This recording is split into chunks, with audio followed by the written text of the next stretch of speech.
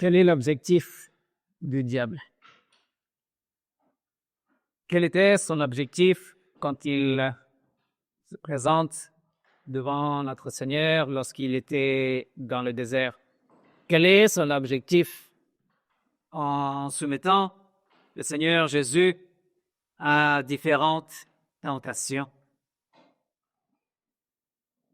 Eh bien, le diable veut que Jésus commette un péché. Un seul péché. Comme nous avons lu tout à l'heure de l'épître de Jacques, celui qui commet un seul péché est coupable de tous les péchés. D'abord, commis une offense contre notre Seigneur, donc de mériter le châtiment comme s'il aurait commis tous les péchés du monde.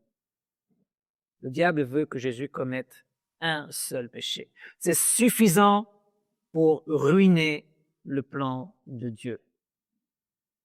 Le diable ne se présentera pas que 3 fois devant Jésus pour le tenter, sinon que les tentations abonderont tout au long du ministère de notre Seigneur, mais cette fois-ci, le Seigneur se voit face à face avec lui et en même temps nous laisse à nous une histoire pleine d'enseignements. Le diable essaye de ruiner le plan de Dieu. Le diable essaye de frustrer l'amour de Dieu envers sa créature. Il l'a fait dans le jardin d'Éden. Il a ruiné cette relation que Dieu avait avec l'être humain qu'il avait créé. Il a ruiné ce lien d'amour que Dieu avait avec son peuple, avec sa création, en faisant que sa création commence à le haïr et à le détester à cause de ses souffrances et de ses exigences. Le diable a tenté de frustrer le plan de Dieu en poussant Hérode à tuer tous les nouveau-nés lorsque notre Seigneur était né. Une massacre inutile, poussée par le diable afin de frustrer le plan de Dieu. Si Jésus meurt avant, si Jésus n'arrive pas à la croix, si Jésus ne charge pas avec le péché de toute l'humanité, le plan de Dieu est ruiné. Jésus est là, face à l'adversaire. D'abord, on va nous montrer que Jésus, lui, est vainqueur face au diable, que Jésus est vainqueur face aux tentations. Il va manifester à travers cette histoire qu'il est le saint, celui qui est sans péché et qui a pu s'abstenir de commettre tout péché. En même temps, il va aussi nous révéler quelle est la stratégie du diable avec ses tentations et comment il agit pour tenter non seulement le Seigneur, sinon chacun de nous. Et en même temps, il va aussi nous révéler la façon de combattre ces tentations.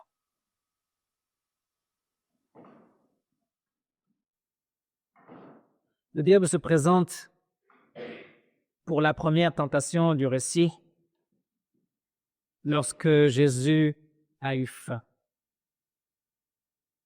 40 jours dans le désert, 40 jours de jeûne, de prière.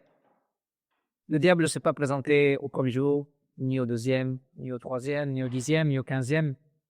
Il a attendu le moment critique. Il a attendu qu'il y ait besoin. Jésus avait faim. Il avait besoin de nourriture. Et c'est là que le diable se présente, au moment critique, pour créer le doute, pour conduire au péché. Si tu es véritablement le Fils de Dieu, parce que tu peux en douter, parce que si tu serais véritablement le Fils de Dieu, tu n'aurais pas faim. Dieu n'aura pas permis que tu aies ce besoin matériel. D'abord, créer le doute pour après le conduire à commettre une erreur, celle de utiliser son pouvoir de façon égoïste pour lui-même au lieu de l'utiliser pour l'humanité. Le diable se présente lorsque la crise se présente et lorsque le besoin matériel se présente dans notre vie. Et aujourd'hui encore, il utilise cette même stratégie. J'ai entendu parfois dire que pour faire de la mission, il faut d'abord aider les gens à satisfaire leurs besoins matériels. D'abord, on remplit leur ventre et après, on remplit leur esprit avec la parole de Dieu.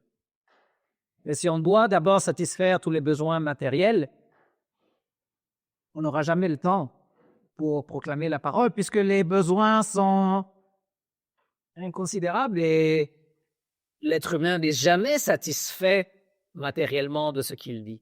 Il voit toujours qu'il lui manque quelque chose, qu'il y a la possibilité de quelque chose d'autre. Non seulement de pain, sinon de la parole de Dieu. Aujourd'hui encore, on entend des gens dire eh bien, que Dieu démontre son existence dans ce monde matériel et physique et donc, alors, je croirai en lui. Qu'il démontre en m'amenant maintenant un sandwich, jambon, beurre, fromage.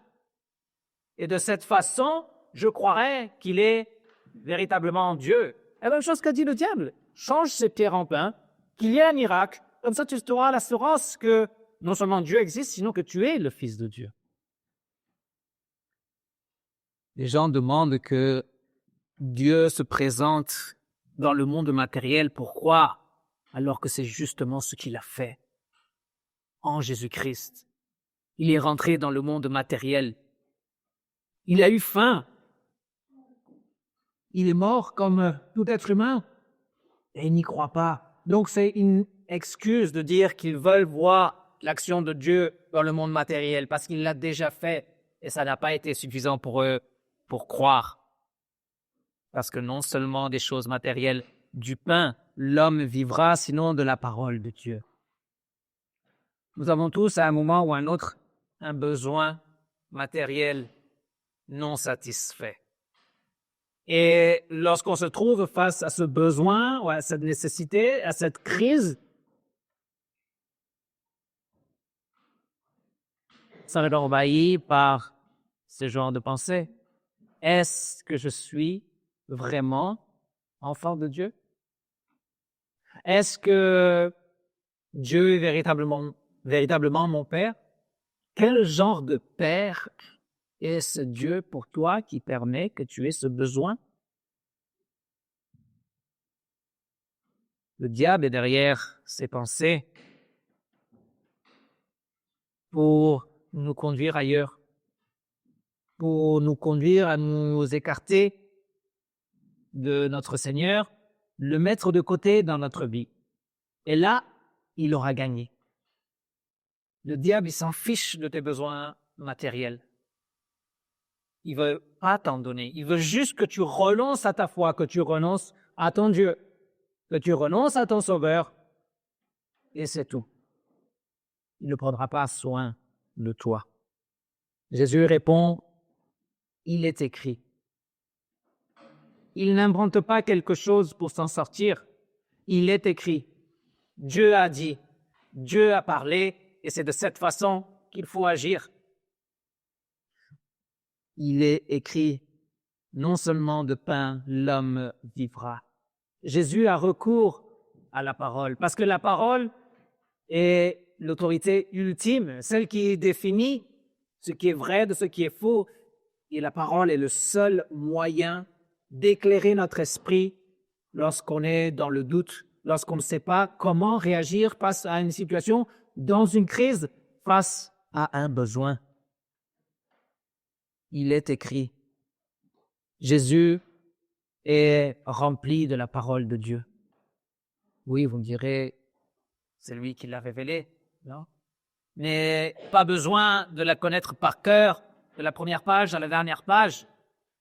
C'est suffisamment d'histoires et de versets individuels pour apprendre, retenir. Ils nous seront utiles, comme ce verset que Jésus a utilisé pour résister à la tentation.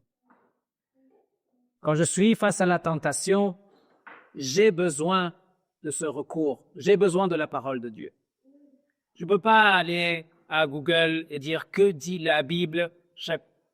C'est incroyable, vous mettez-vous sur Google et vous commencez que dit la Bible et laissez qu'il vous remplisse la phrase. C'est des choses qu'on devrait savoir si on l'a lu, si on l'a médité, si on cherche véritablement à la comprendre. Il faut se remplir de la parole pour utiliser cette parole. Essayez de retenir pas les sermons du pasteur, sinon ce que dit notre Seigneur Jésus, ce que nous dit la parole dans les commandements, ce que nous dit la parole dans son évangile, dans l'Ancien Testament et dans le Nouveau Testament. Jésus résiste de cette façon. Il résiste à cette tentation avec la parole. Et en résistant à la tentation, Jésus choisit d'avoir faim. Il choisit de continuer dans son besoin et de ne pas trouver un chemin alternatif pour le résoudre. Jésus choisit de continuer d'avoir faim. Il résiste cette tentation et il le fait pour moi, qui si souvent n'a pas résisté. Il le fait pour moi, et si souvent j'ai écarté le Seigneur de ma vie en essayant de trouver ailleurs la solution à un problème matériel. Il résiste pour moi qui ai si souvent succombé à la tentation.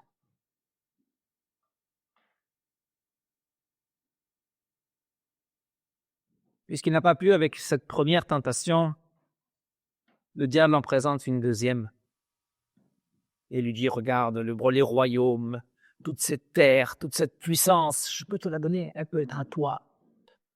Seulement tu dois t'agenouiller devant moi, m'adorer, et je te donnerai tout ça. La gloire, le besoin de réalisation, le besoin d'être quelqu'un. Nous avons tous des objectifs de réalisation personnelle. Nous avons tous des objectifs, des ambitions, des rêves, hein, des aspirations pour notre vie, que ce soit professionnelle, familiale. On veut arriver quelque part. On veut continuer ce chemin de croissance. Ce n'est pas mauvais. Mais le diable sait que c'est très difficile. Et non seulement il sait que c'est difficile, sinon qu'il sait que nous, on n'aime pas les difficultés. Donc, il propose un raccourci. Jésus est venu en ce monde et il a tout laissé, toute la gloire, toute sa majesté, toute sa puissance, non, sa souveraineté, il l'a laissé là-bas, dans la gloire. Il doit accomplir sa mission, puis après il récupère tout ça. Le diable propose un raccourci. Ne pas aller jusqu'à la croix, de pas mourir et ressusciter, de pas remonter au ciel pour devoir après revenir sur la terre pour établir son royaume éternel. Non, raccourci. Fais-le maintenant. Je te donne la terre. Parce qu'il sait que nous aimons les raccourcis. Parce qu'il sait que nous aimons les choses faciles. Mais le problème, c'est que en empruntant ce raccourci, il faut faire les choses à sa façon. Et non seulement faire les choses à sa façon, sinon renoncer à notre maître qui nous a dit comment faire pour accepter ce nouveau maître et son chemin. Et donc, nous écarter de notre seul sauveur, nous écarter de notre salut. Aujourd'hui, il y a beaucoup de raccourcis. Vous pouvez devenir millionnaire en 3 jours si vous faites ce que je vous dis. Non, il y a des pubs comme ça un peu partout. Non? Vous pouvez avoir 1 million de followers si vous faites ceci, vous serez une personne de grande renommée si vous faites ceci ou cela. Notoriété, succès. Il y a aussi des escroqueries. Non, parce qu'on veut être riche et on veut être riche vite. Non, et si tu fais ça, tu auras autant, non, ces escroqueries, les pyramidales qu'on appelle, non, mais d'abord, il faut que tu me donnes de l'argent. et après, moi, je t'en donnerai plus. C'est logique. Mais il y a aussi d'autres tentations dans notre vie qui ne sont pas si évidentes. Non, il y a des incitations à nous conduire d'une façon pas très nette afin de grimper dans la société, à notre travail, non, pour être considéré meilleur qu'un compagnon ou qu'un autre professionnel qui fait le même métier que moi, non? Et parfois, on est tenté de peut-être salir l'image de quelqu'un, non? Histoire de remonter la nôtre un petit peu. Des raccourcis.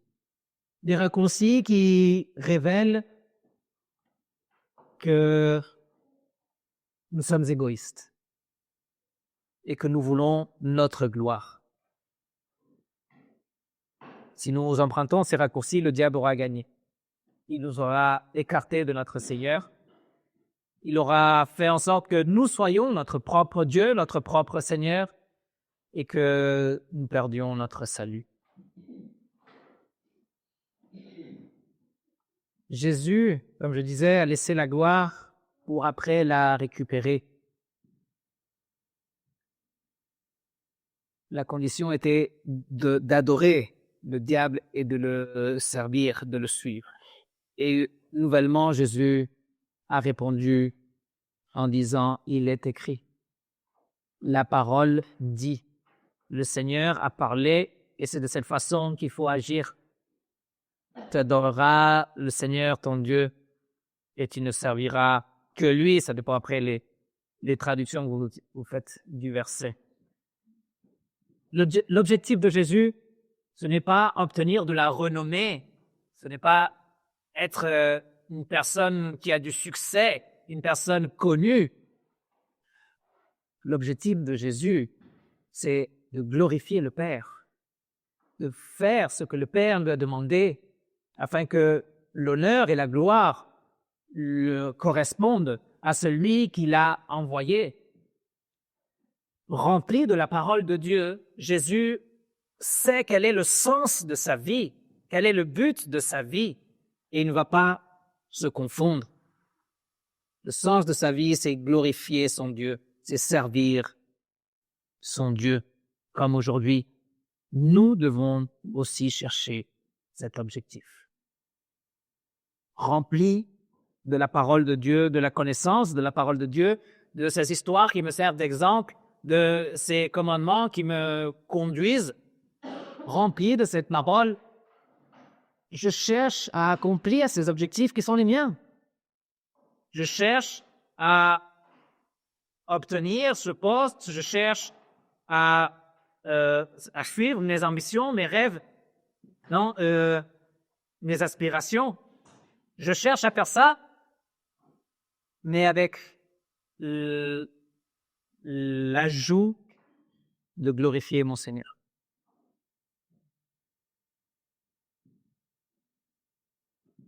Luther racontait dans une des lettres qu'il écrivait, si tu veux être un bon cordonnier, non, faire des belles chaussures, ne le fais pas pour ta gloire, fais-le pour la gloire de Dieu. Et alors tes chaussures seront les plus belles. Et alors le Seigneur te récompensera. Cherche à atteindre tes objectifs. Cherche à grandir, à évoluer, à être meilleur chaque jour, bien sûr, mais fais-le pour glorifier celui qui t'a donné la capacité, le don, le talent, l'opportunité, les circonstances. Fais-le pour celui qui t'a sauvé. Fais-le pour celui qui t'aime. Et alors, tu seras conduit par sa vérité. Et alors, quoi qu'il arrive, tu seras au bon endroit. Tu seras là où ton Dieu te veut et ton Dieu sera avec toi. Troisième tentation n'a pas à voir avec le besoin matériel et non plus avec les besoins de réalisation. Sinon, je pense plus avec les besoins de stabilité. Besoin d'une stabilité émotionnelle, les besoins d'une stabilité émotionnelle. On n'aime pas les problèmes, on n'aime pas les troubles, n'aime pas être tourmenté. On veut pas vivre ce genre de situation et on veut les éviter. Le diable le sait aussi. Non? Et il voit que matériellement, ça va, que professionnellement, ça va aussi. Donc, il va attaquer notre esprit. Il va attaquer nos émotions. Et comment il le fait? En déformant la parole de Dieu. Il utilise un psaume de la parole de Dieu que nous connaissons et que nous utilisons pour aller contre les tentations, mais lui aussi, il utilise la parole de Dieu, mais il la tord. Il la déforme afin de lui faire dire ce qu'il veut et afin de tromper celui qui l'écoute. Dans ce cas, notre Seigneur Jésus. Il déforme la parole de Dieu en créant des fausses promesses.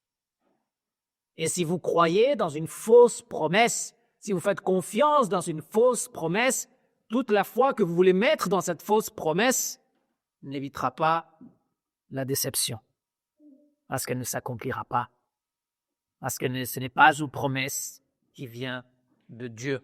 Et lorsqu'on sera déçu à cause de cette parole de Dieu qui ne s'est pas accomplie, eh bien, on écartera Dieu de notre vie et le diable aura gagné.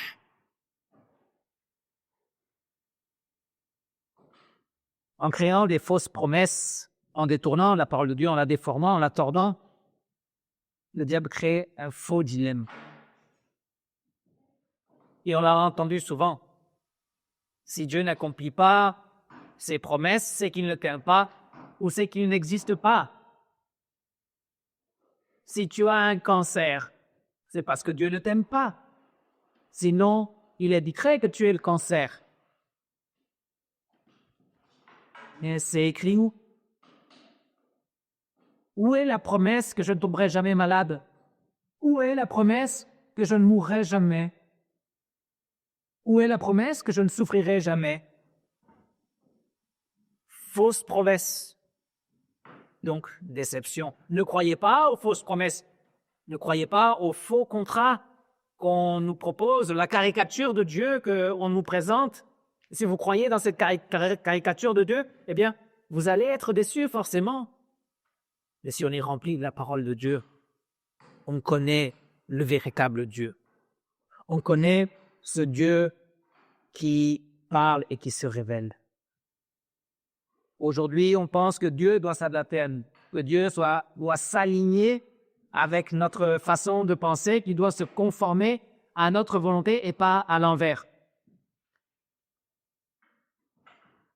Connaître la parole, c'est connaître Dieu et c'est aussi connaître le bon contrat. Que fait Jésus face aux fausses promesses? Bien, répondre avec l'Écriture. Il est écrit. Dieu s'est révélé, Dieu a parlé et il nous a montré comment nous devons agir. Tu ne tenteras pas le Seigneur, ton Dieu. Tu ne joueras pas avec Dieu. On ne peut pas manipuler Dieu parce qu'en manipulant sa parole, en lui disant, regarde Seigneur, moi si j'enlève cette virgule et je mets un point et là j'ouvre un guillemet ou une parenthèse, tu es obligé de me donner ce que je suis en train de te demander. On ne peut pas tromper notre Seigneur. Et c'est jouer avec le feu de l'enfer. Le diable, il le sait, c'est justement ce qu'il veut. Qu'on joue avec ce feu et qu'on se brûle. Le diable lui a dit, jette-toi du temple, parce que la parole dit que ces anges vont te conduire, te mener, te prendre et tu ne trébucheras avec aucune pierre, aucun mal ne t'arrivera. Et il dit ça à la personne qui est venue au monde pour aller à la croix. Il est venu pour souffrir l'agonie jusqu'à la mort.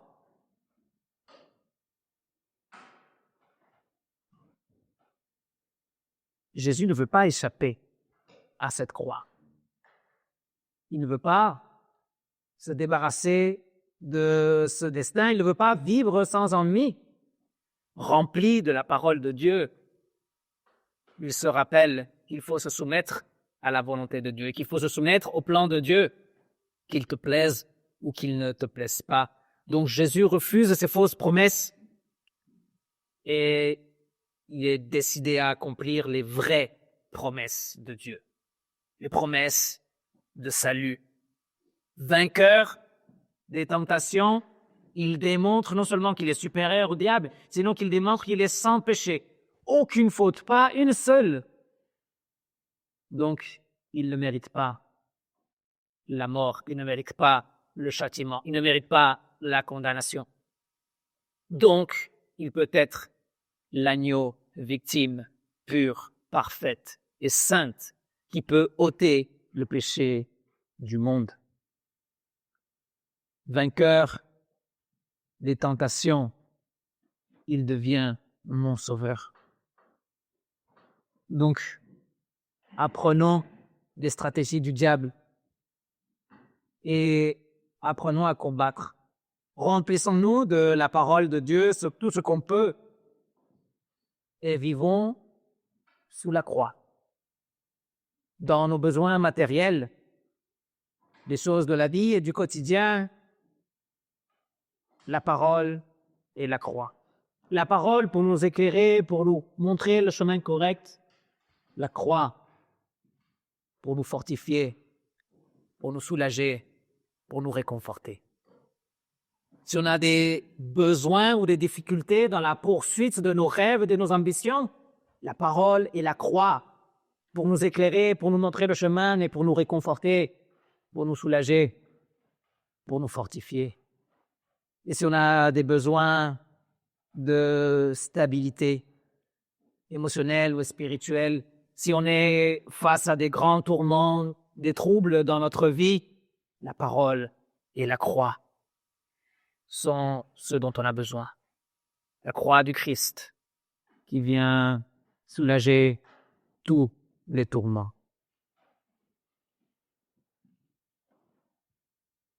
Daniel n'a pas été livré de la fosse au lion. J'ai entendu ça tient.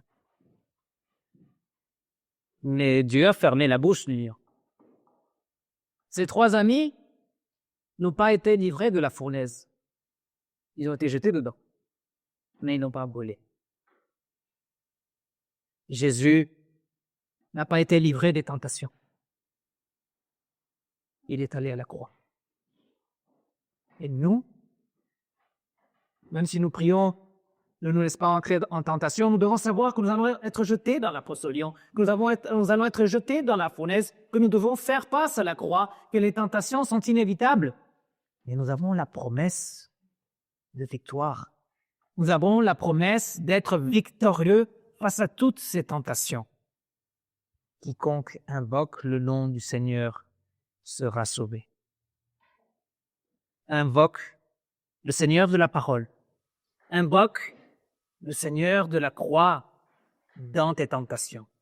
Il te rappellera la parole que tu as appris, la parole que tu portes dans ton cœur, et tu pourras alors vivre sous sa croix dans l'assurance de sa grâce, l'assurance de sa bonne volonté envers toi et l'assurance de sa paix éternelle.